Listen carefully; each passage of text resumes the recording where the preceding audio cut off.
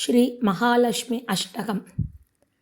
नमस्तेस्तु महामाये श्रीपीठे सुरपूजिते शङ्खचक्रगदाहस्ते महालक्ष्मी नमोऽस्तुते। नमस्ते गरुडारूढे कोलासुरभयङ्करी सर्वपापहरे देवी महालक्ष्मी नमोऽस्तुते।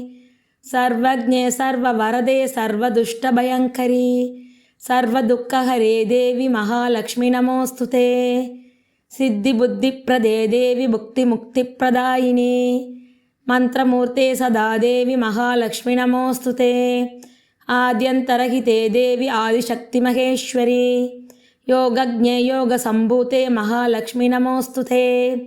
स्थूलसूक्ष्ममहारौद्रे महाशक्तिमहोदरे महापापहरे देवी महालक्ष्मी नमोऽस्तुते।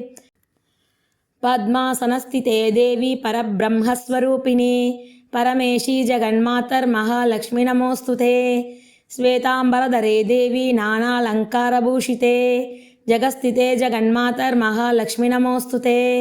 महालक्ष्म्यष्टकं स्तोत्रं यः पठेत् भक्तिमान् नरः सर्वसिद्धिमवाप्नोति राज्यं प्राप्नोति सर्वदा।